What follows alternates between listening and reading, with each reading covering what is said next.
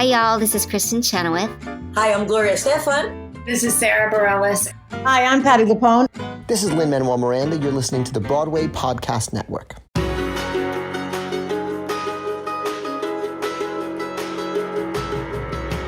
Welcome to the Theater Podcast, intimate personal conversations with theater's biggest names. This episode is with director and writer Alex Timbers, who currently has 2 shows on Broadway, Moulin Rouge and, of course, Beetlejuice. And being September, this continues the Beetlejuice takeover here on the Theater Podcast. So we are very excited to bring you this 2-part episode with Alex Timbers. I was really fascinated when I learned that Moulin Rouge and Beetlejuice opened within months of each other. I always think it's so cool when multiple shows open it's simultaneously that have multiple creatives that work on the same thing. Like William Ivey Long opened Beetlejuice and Tootsie within a day of each other. And he did costumes for both of those. And of course, Alex here directed both Moulin Rouge and Beetlejuice. And, Beetlejuice he's been working on for almost 10 years. And Moulin Rouge, not as long, but still, like, you just never know when it's going to hit. So sometimes it just happens. You have multiple things. So he balances his life very well. We talked about that a little bit. Something he said, too, that really, really impressed me and resonated with me as someone who has started their own podcast because, trying to make more opportunities for myself. He said that as a young director, there was kind of like this stigma that until you had gray hair, until you were like in your 40s or 50s, that you weren't allowed to direct anything big. And so he just went off and created his own stuff. He wrote Bloody Bloody Andrew Jackson, which was his directorial Broadway debut. And basically his whole life, he was creating things from scratch. And he created his own cable access show here in New York City at age 12. So just an incredible guy. This was a great conversation. Of course, this is part 1. Part 2 will come out in a few days. So please stay tuned and visit thetheaterpodcast.com/Patreon to show your support. If you are at the $5 tier or higher, you get advance notice of these interviews so you can actually submit your questions as well. So everybody, please enjoy this episode with director and writer extraordinaire Alex Timbers. Here you go. 1, 2, 3.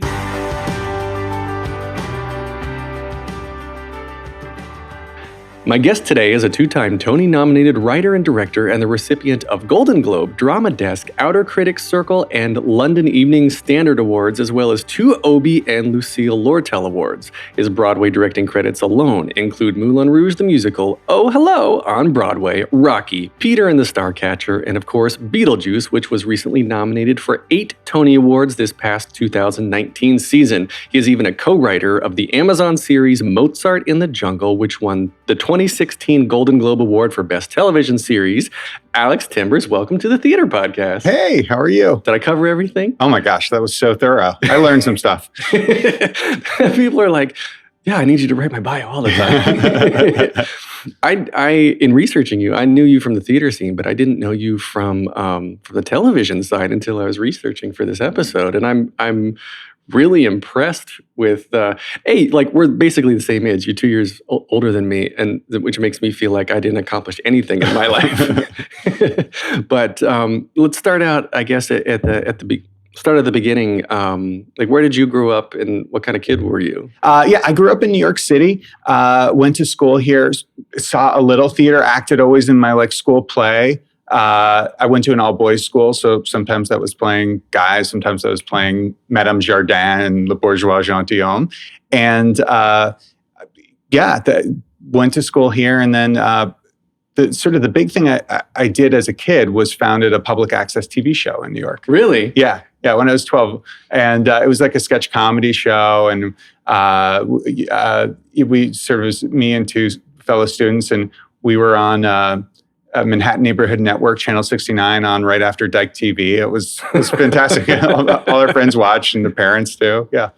Wow. So you were involved with comedy young. Yeah. I love that. Yeah, that's that. I feel like that was more the starting ground for my interest in theater than in theater itself, actually. Do you watch your old videos of when you were 12 or 13, 14, and you're just like, how did I make it through this point in my life? No, I would be mortified, but my parents do remind me of them frequently. Do they have copies? I think the copies probably do exist. Oh, you got to like take them off of the Betamax, whatever they are, That's VHS. in my will, it will say they will be burned. So that was, okay. So you got into cable access. That was your, I guess, intro foray into performing. Did your parents encourage this, or were they like, it's a side project, he'll just, they've been encouraging through my life, but I don't think it was sort of, I think they would be the first to say it wasn't sort of their world. And so when I went to high school, I went to school in Illinois, and the school was amazing because it had a whole sort of video component to it, a telecom. Mm-hmm. So they had a 3-camera studio, like some of the first nonlinear editors, that you could get for educational use, and so it had another little TV show there and started selling shorts and things like that. And I sold one to PBS when I was 15. It was kind of cool. Wow. Yeah, it was great.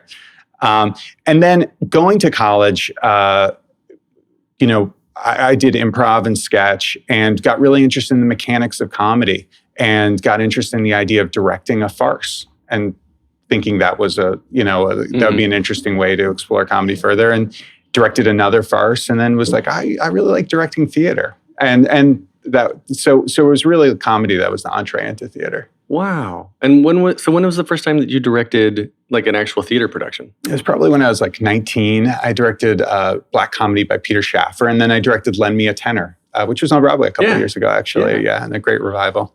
That's crazy. Okay, so you were in New York, and that's when you realized you wanted to direct, I guess, around late teens.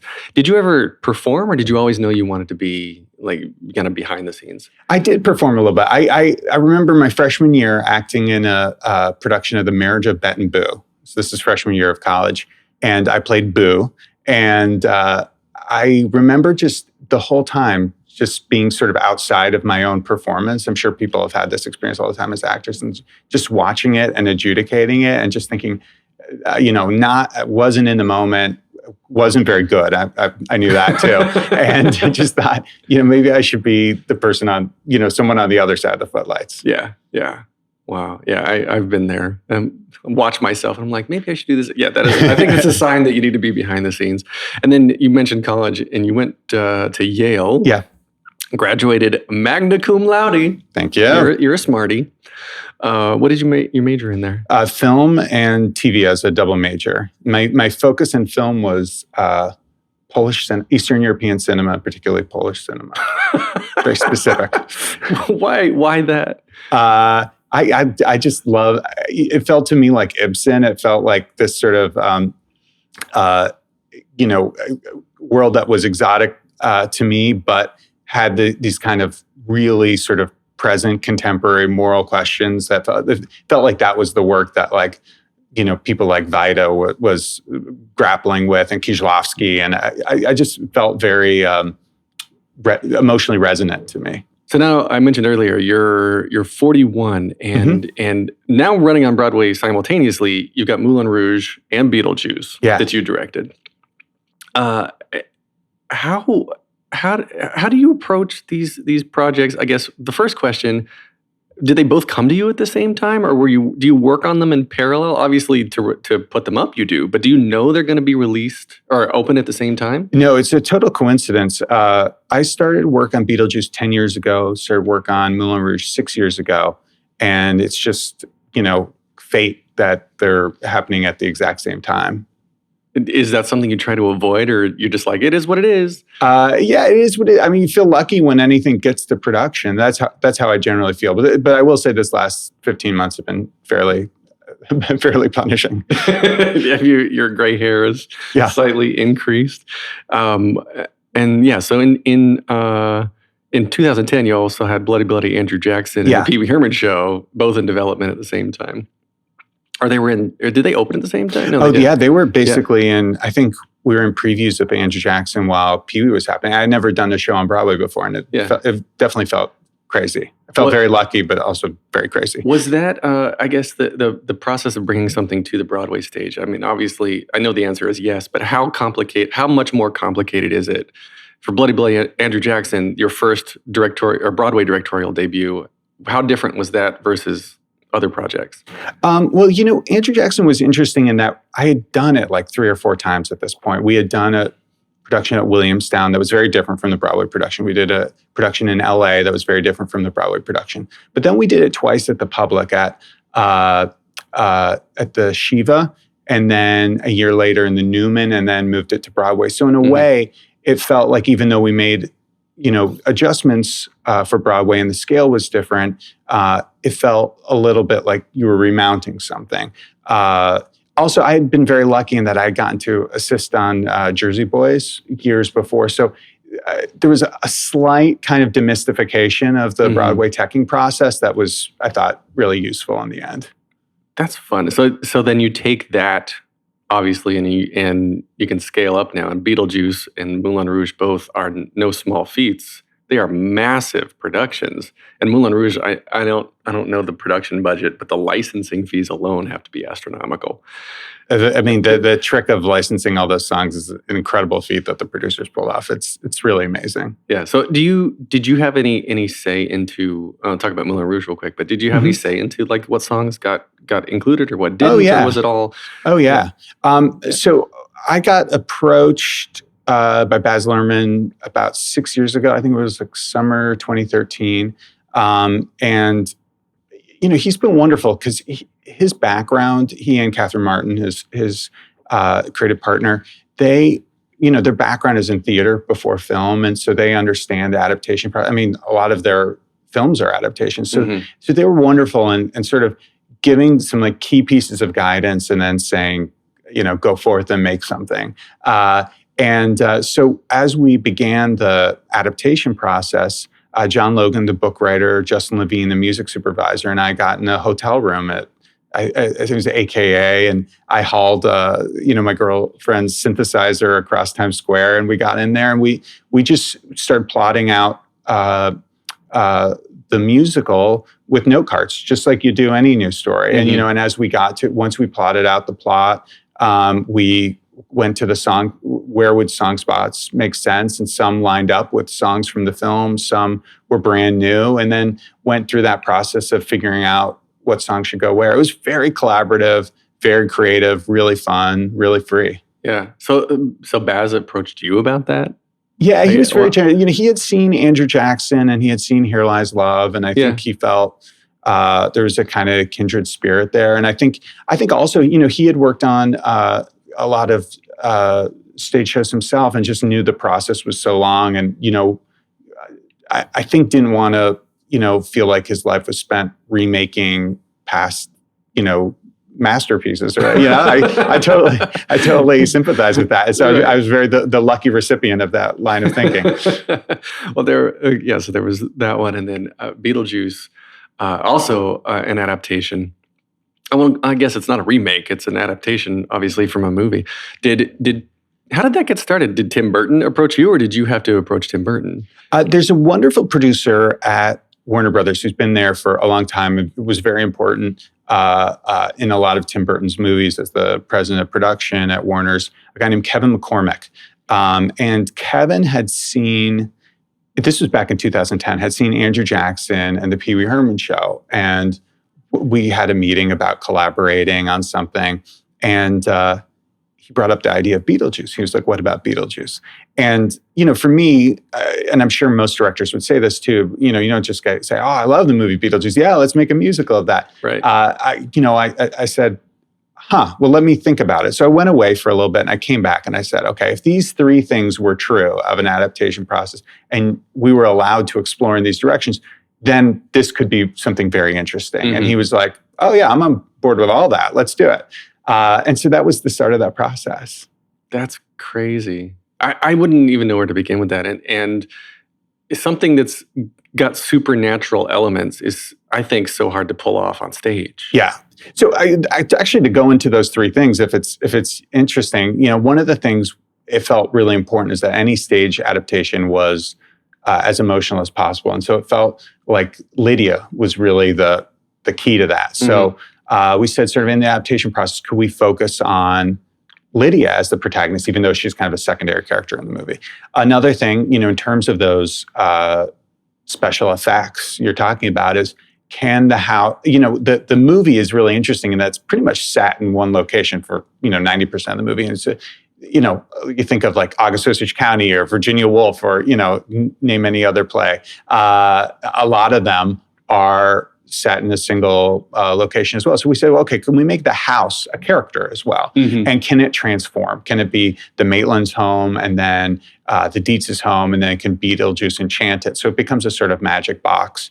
And can all the effects in that way be practical? You see the walls in front of you. It's not like armatures coming out of the ground or anything like that or giant things flying in. It's like the walls are, puppets burst through and, fire spurts out of someone's hand. It's all sort of practical effects and practical, magic before your very eyes. And so, and I think that's key to the Burton aesthetic, especially with that movie. You read these interviews with him and he talks about Beetlejuice, which was his second movie after Pee Wee Herman, believe it or not, but the first one where you really see his aesthetic. And he talks about the kind of DIY charm of that. So it really felt important to, that's why we called up Michael Curry and said, can you make us a giant sandworm and another sandworm and another sandworm and not rely on, video and projections for that kind of thing.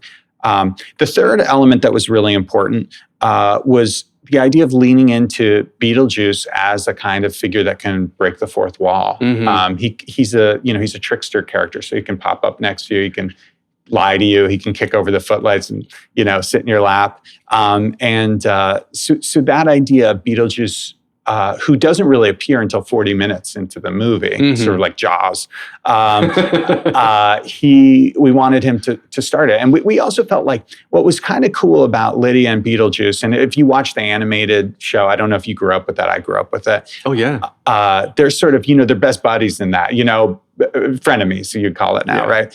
And so the idea of these two kind of con man figures, two very clever people outsmarting each other, outwitting each other, that felt very, musical theater. You look at the line of great con men, Bialystok and Bloom, Harold Hill. It felt like, if these folks could be in that lineage, there's good history there, right? Yeah, that.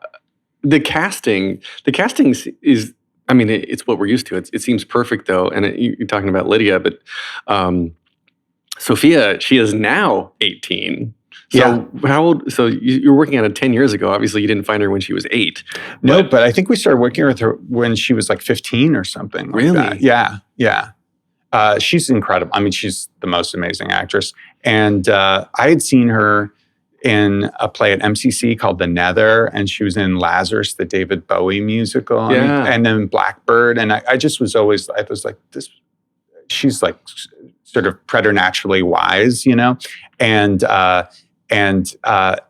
this amazing singer which I don't know that a lot of New York knows, or at least a lot of the theater community knows. And so we started developing this with her. She did, everything but the first reading. So she did like 2 readings, 2 workshops. She did the Out of Town, and which took place over like 2.5 years. And she's wonderfully committed to it, and I think has brought so much of herself to the role. And I know the writers sort of glommed onto all her ideas, and we're just so excited and inspired by her and the collaboration. Well, what about Alex Brightman? Yeah, Alex Brightman. So Alex is fantastic. He's so smart. He's so funny. So much of the Beetlejuice character is him. He really starts so early in the collaborative process as well that I feel like the character met him halfway and he met the character halfway. And the writers really wrote into like his improvisation and his ideas. And I think that's why that role fits him so like a glove, because he's had such a hand in developing it. And he's just, his background also, he's done a lot of improv, done a lot of sketch. He's very quick on his feet. He's very he loves that frise-on with the live audience. And when something happens in the room, he'll acknowledge it and embrace it. He's also, like Sophia, just wildly collaborative. And so it was a very fun process. You can imagine how much laughter was in that rehearsal room. Yeah, I was researching him a little bit too, and his Broadway credits as like a leading man are very limited. And this is a big role to hand someone with I mean, I guess what did you see in him that you were like, yeah, he's going to carry this show? This no brainer. Well, I think he's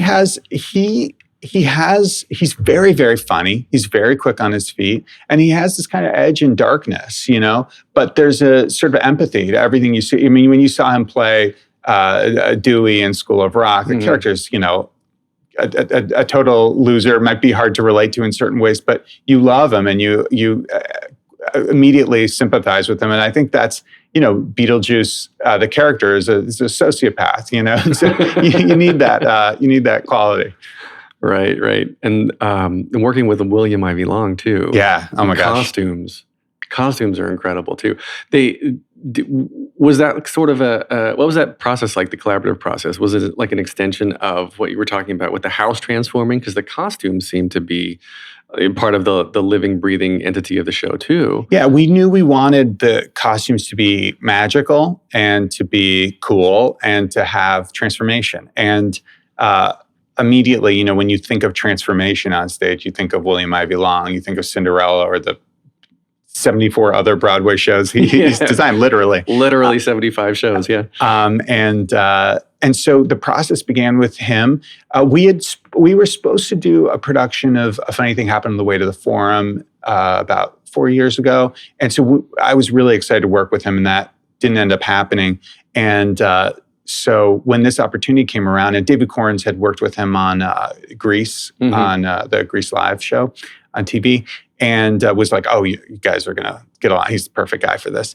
And the collaboration was fantastic. And William, you wouldn't know that he had designed so many Broadway shows and had so much experience, so many, great achievements and awards in his past, because he treated it like it was his first show out of college. I mean, he surrounded his studio in these like stripe studies, how much black, how much white, 60% black, 40% white. What is stripes on stripes? Every kind of thing. And so I think the first 4 months was just looking at like black and white graphic prints. Wow. And then, and then it evolved. So I'd say that design process was probably about 2 years on the costumes. On the set, it was 5 years. I've never worked on a show, the design process for as long as it was on this one. Really? Yeah. Really? How long does it normally take? It depends. It depends on the show, but these were very long. Yeah.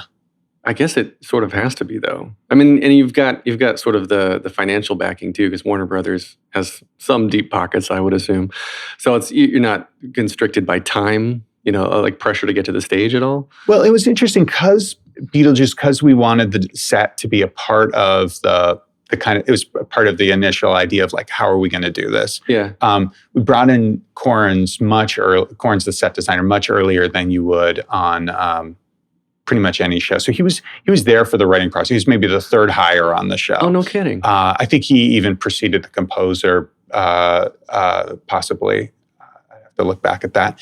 And so we went through a real iterative process. There were a bunch of different sets for this show, even though we said it's going to take place in a house. But, we went through, even though the set has a lot of scale and there's a lot of spectacle within it, it's actually much simpler than our initial designs. And I find that sort of the budgeting process and the kind of the practicalities of that, I love that part of the process because it really forces you in a very creative way, or in a surprisingly creative way, to just refine your ideas and hone them to what are the most important ones. And for Beetlejuice, I thought it was, it was really successful. So I love the collaboration with producers and general managers and production managers as you work with the design team and figuring out what are the essential things you need, Right. Yeah, that seems like the show gets put into previews or out of town as like a steak with a bunch of fat on it. And then as you cook the steak, of course, or you go to eat the steak, you're taking all the fat off the sides, and then you present this hopefully perfect piece of meat to your audience. But I guess talking about the out of town, though, you did your out of town in DC. Uh-huh. And what happened in the process between DC and New York? What was learned in DC that was kind of unexpected? As we opened the show in DC, we were really proud of it and excited about it. And we had a lot of audiences who really loved it, and it sold really well, but not all the reviews were great. Two of the really important ones were had a really tough time with the show. So we went back to the drawing board in a really significant way and just sort of looked at a bunch of things. We looked at the emotional on-ramps for the show. How quickly are you connecting with Beetlejuice? Those sort of things, those kind of empathetic qualities of Beetlejuice. Looking at creating more emotional on-ramps to Lydia, relatability in the Maitlands, looking at the father-daughter relationship between Lydia and Charles, looking at what happens in the netherworld and how it can work better for us. Looking at tone, there was just a lot of stuff that felt maybe a little like overstuffed, I think was a word that was used, and kind of just maybe pushed the show sometimes into edgy a place for a lot of audiences. And so, this was the feedback we were sort of gathering. So we said, okay, let's try. Let's try all these things. And so it was this really amazing thing happened amongst the producers, the designers, the actors, and the writers, and chiefly among the writers. And they just said, oh, okay, so we started creating lists, and we were like, okay, here's 10 things we can do to address this question. Here's 12 things. And we had this massive thing we marched forward with. A lot of it affected the design, whether it was the end of Act 1 or the beginning of Act 2 or the beginning of, every scene had substantial changes in terms of the writing, the tone, and the design. I have to say, I've never been a part of a team effort like that, because you're working on the show for 9 years and then suddenly it's like, change almost everything. And the actors, were super on board and were excited and, fired up about it, and were just so wonderful and what could be a very, tricky circumstance. And so everyone just had this kind of, felt like a communal kind of effort. Everyone knew exactly what we were trying to do in terms of our stated artistic goals. And and we worked hard. And even during tech, where like the cardinal rule is you don't change the show during tech, right? Because it's, especially on a show like that, that's so complicated. We tossed a song and put in a new song. We rehearsed it in the upper lobby while we were rehearsing a dance number on stage. It was, the actors were heroic, and so were the writers. It was really amazing. You mean during tech for the Broadway? Yeah. Wow. Yeah. That's one of my favorite songs in the show too. So it's great. Yeah. Oh, the new one or the one that was cut? The new one. Oh, yeah. Wow. Yeah. Yeah, that's crazy. So in DC, like, was it a darker story, or I guess general tonality, was it darker in DC and more comedic here, or sort of vice versa? Well, it was comedic in both places. I just think it was naughtier in DC, and it was a little more sort of envelope pushing in the humor. I think it's still there. I don't think that's been cut out. I think it's just been the amount of it has been sort of tempered. It was sort of getting away a little bit, I think, in terms of the emotional experience. And I think for certain audience members, it's creating a kind of a wall that prevented you from entering and enjoying the show. So, so it was a good evolution. Thanks for listening to part 1 of this episode with Alex Timbers. Please visit us online at ttp.fm and show your support by visiting ttp.fm/Patreon. If you're a $5 supporter or more, you get advance notice of these interviews, so you can actually submit your questions to be asked as well. Stay tuned in a few days for part 2. Take a deep breath, make the world a little colorful.